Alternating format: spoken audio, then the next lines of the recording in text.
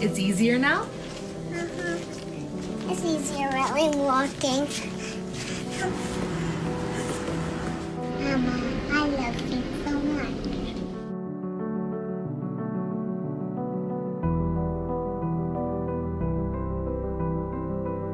Theresa was just your regular kind of happy kid, loved playing with her brother, very high energy, especially when the two of them are together.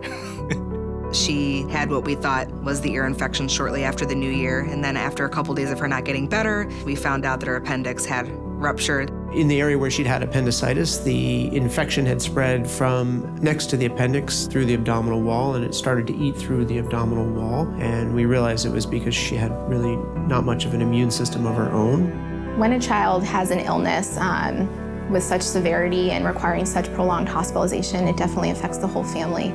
And her brother, who is normally someone she spends, every day with and plays with, has been missing his sister for over a year now.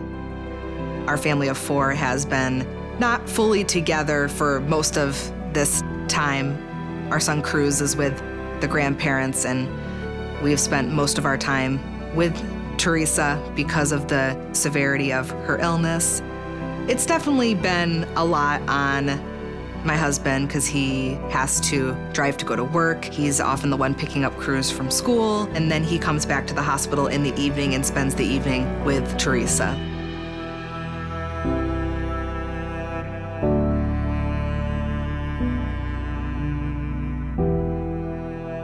When we knew that Theresa needed a bone marrow transplant, our next thing that we needed to do was find out if she had a match. And finding a match for anybody who needs a transplant is actually a quite rigorous process. Cruz was extremely critical in helping Theresa get to the point that she's at right now. He's what they call a perfect match in terms of trying to limit any kind of host rejection. I think it's quite special that he was a match for her bone marrow transplant and was able to provide that life-saving treatment for her and get her through this very tough time. We brought her brother in, we harvested his marrow in the operating room, processed it that day, and after Theresa had received chemotherapy to allow herself to accept her brother's marrow, we infused it that same day.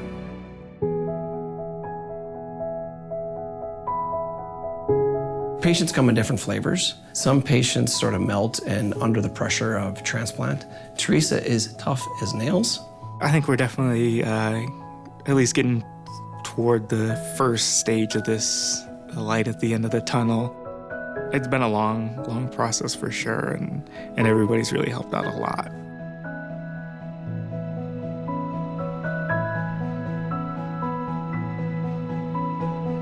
So the Ron McDowell's family room was super helpful during those first couple of really, stressful weeks to be able to just go 2 floors down to be able to have a bed, a shower, laundry.